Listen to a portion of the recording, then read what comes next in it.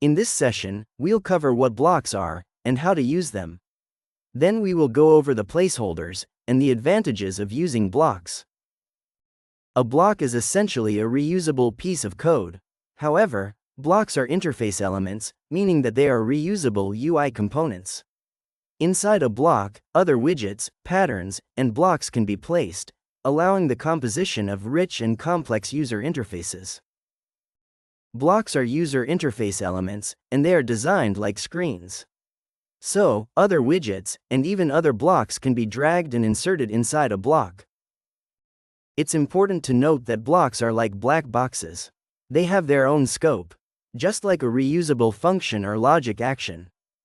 Just like screens, blocks can have input parameters, local variables, and screen actions.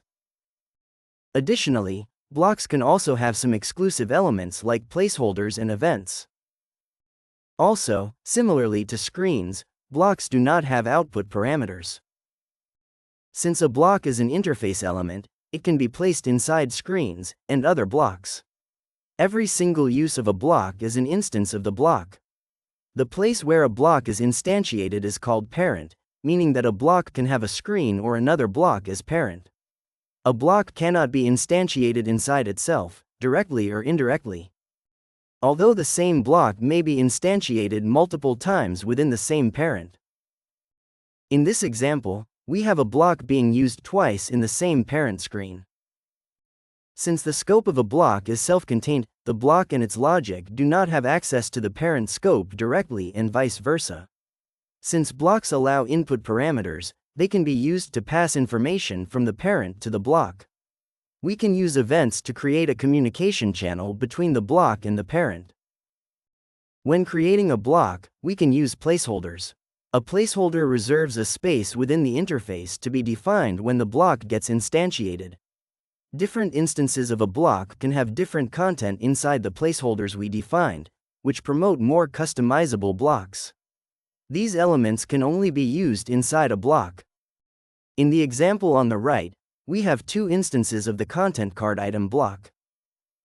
This block has three placeholders highlighted: left, title, and content.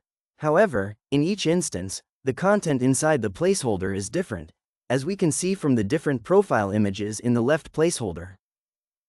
You may ask yourself, do I really need to use blocks? Well, yes and no. You could develop the UI entirely without blocks. However, there are several advantages and reasons why they are an essential piece while developing an app. They promote reusability since you develop them once and can use them many times. Also, while developing the block, it may be easier to focus on one particular aspect of the interface in an independent and isolated manner. On the other hand, blocks also promote long-term maintainability. By having a single place, the block, to perform an improvement or bug fix, instead of having them scattered around the application code and interface, the maintenance effort may be reduced drastically. This is particularly important since that changing a block will automatically impact all its instances without extra effort. Also, inputs and placeholders can become handy in enabling the customization of a block instance.